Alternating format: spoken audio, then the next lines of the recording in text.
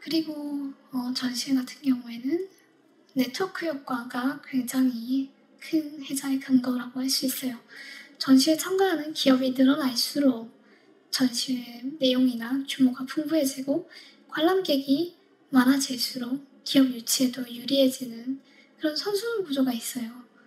이제 관람객이 많아지면은 이제 기업들 입장에서는 더 이제 마케팅 효과도 크고 더 큰 이제 그 매출이 기대되잖아요. 그래서 관람객이 많아지면 기업이 늘어나고 기업이 늘어나면은 전시회 내용 규모가 풍부해지고 그러면은 관람객이 볼거리가 더 많으니까 더 많은 관람객이 이제 유치되고 그런 선순환 구조가 네트워크 효과를 발생시키고 있습니다.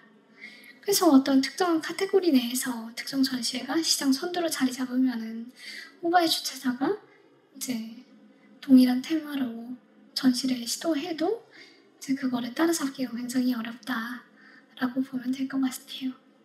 그래서 메세이상 같은 경우에는 건축 베이비 페어 분야에서 국내 상위 3대 주최사 중 하나로 평가되고 있고 반려동물 전시회 같은 경우에는 이제 급성장하고 있는 그런 시장인데 시장에서 이제 가장 관람객 수가 많은 K-팝 페어라는 전시회를 주관하고 있습니다. 그래서 3대 부문 모두 전 선도적인 그런 지위를 확보하고 있어서 네트워크 효과를 상당 부분 누리는 걸로 평가되고 있습니다.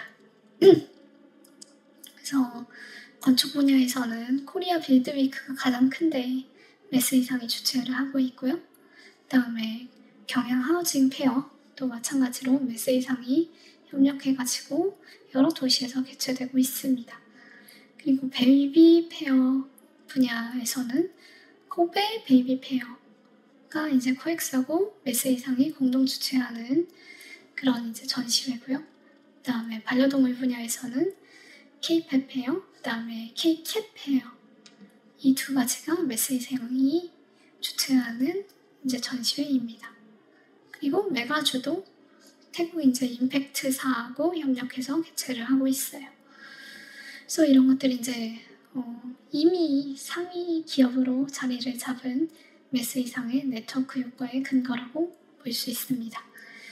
그리고 규모의 경제 같은 경우에는 전시 용역 BM 같은 경우에 전시회를 개최할 때 전시장 운영자하고의 장기 계약, 그 다음에 다양한 용역을 제공하는 하청 기업과의 관계 여기에서 이제 규모의 경제가 나타날 가능성이 높은 사업이라고 생각하고 그래서 뒤에서 이제 자본 배치해서 보게 될 것과 같이 메스 이상 같은 경우에는 다수의 전시회 운영권을 취득해가지고 회사의 규모를 키워나가고 있습니다.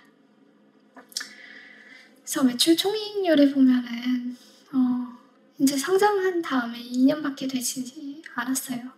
그래가지고 2년간 재무제표밖에 없는데 좀 계절성이 있는 것 같긴 하지만 연도별로 조금씩 매출 총이익률이 개선되고 있고 여기에 따라서 영업이익과 당기순이익이 경조하게 증가하는 모습을 보이고 있습니다. 그래서 PQC 관점에서 보면은 가격 결정력 측면에서 부시당 단가가 견조하게 증가하고 있습니다. 그래서 조금만 가공해 보면은 제 24년 가격 증가율이 7.24%, 23년에는 8.68%로 나타나고 있습니다. 그래서 가격을 이렇게 빠른 속도로 인상할 수 있는 거는 브랜드 가치가 높고 관람객 수가 많은 전시회 공급은 제한적인 가운데 전시회를 통해서 브랜드 가치를 제고하고 소비자와 소통하려는 기업은 많기 때문이라고 볼 수 있어요. 그리고 이제 공급량 조절력인데 전시장 일정이나 아니면 가용 면적이 제한이 있어가지고 이제 뭐 코로나 같은 외생 변수가 영향을 미칠 가능성도 있어서 완전한 공급량 조절은 어렵다고 볼 수 있습니다.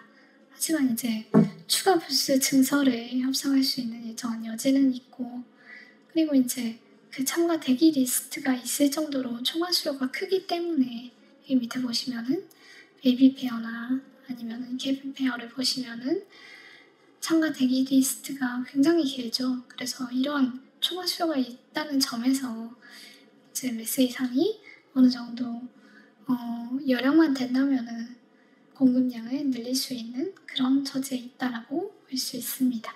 그리고 비용 통제력 측면에서 보면은 이제 그 장기 계약을 통해 가지고 그다음에 뭐 부스 시공 비용이나 인건비, 마케팅비 이런 걸 아껴가지고 GPM을 상승시키고 있다라는 거를 좀 확인할 수가 있어요. 그래서 지급 수수료가 이제 부스 시공 비용이나 인건비, 마케팅비 여기에 지출되는 부분이고 지급 임차료는 전시장 임대료 부분입니다. 그래서 보시면은 이제 이게 그 전체 매출 대비해가지고 전체 이제 전시 용역 매출 대비해가지고 지급 수수료의 비중, 지급 임차료의 비중, 그다음에 이거 합친 거의 비중을 이렇게 구해봤어요.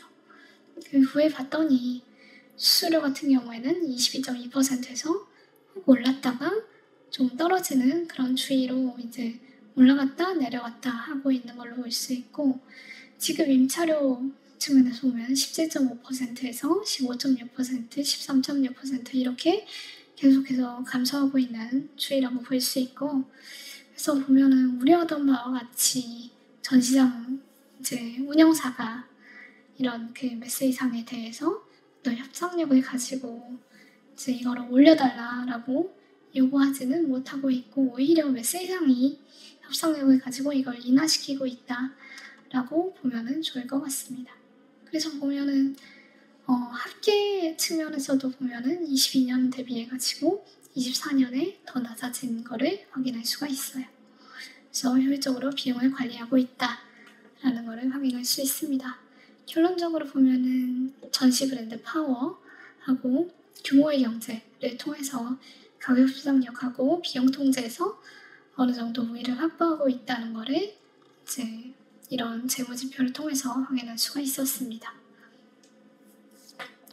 그리고 자본 배치 측면에서 보면은 메세이상은 주로 박람회 사업권 양수, 그다음에 전시장 운영권 확보 이런 걸 통해서 자본을 사용하고 있는 것을 확인할 수가 있습니다.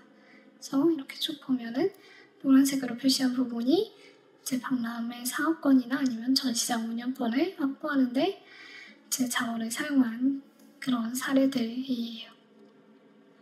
그래서 이렇게 자본을 사용해가지고 전시의 운영권을 확보하면은 메세이상이 보유한 브랜드 가치하고 그 다음에 전시회를 잘 운영할 수 있는 용역사나 아니면 광고 대행사들과의 네트워크를 활용해가지고 전시회를 성공적으로 개최할 수 있는 것입니다.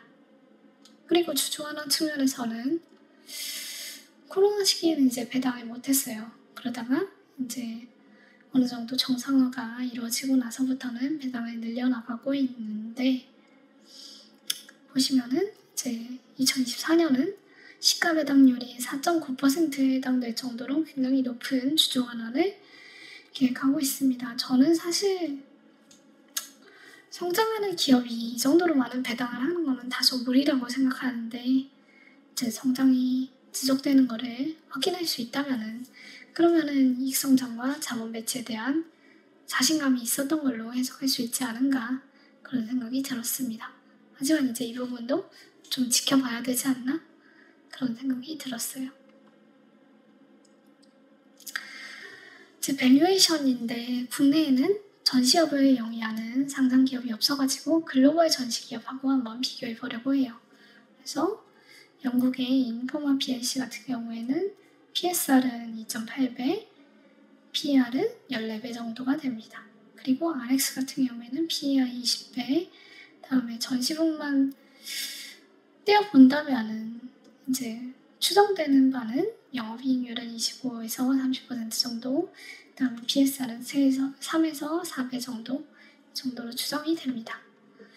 그리고 뭐 메세 프랑크푸르트, 메세 듀셀도르프 이런 기업들도 보면은 GPM 2 정도, 그다음에 OPM은 15% 정도로 볼 수 있습니다. 물론 이제 공기업이어서 상장사는 아니어가지고 이제 PER이나 아니면 PBR 이런 지표를 구하기는 어려웠던 것 같아요.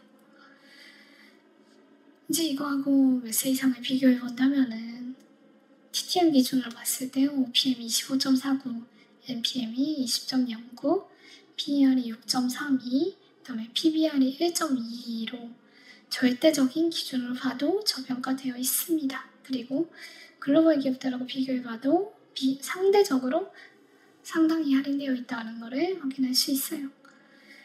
그리고 국내 시장에서 선도적인 지위를 확보하고 있다는 점, 그 다음에 전시관 운영권까지 확보하면서 수직 계열을 통한 시장 지배력을 확보하고 있다는 점 같은 것을 고려하면은 메스이상은 상대적으로도 절대적으로도 상당히 저평가되어 있다고 생각합니다. 그래서 여기 보시면은 BBR은 1.74, 1.22, 그 다음에 PER은 19.2, 6.32. 그래서 24년 기준으로 보면은 이렇게 보시면 될 것 같아요. 그래서 이 정도로 이번에 제가 가장 좋게 봤던 메스이상이라는 기업에 대해서 한번 발표를 해봤습니다.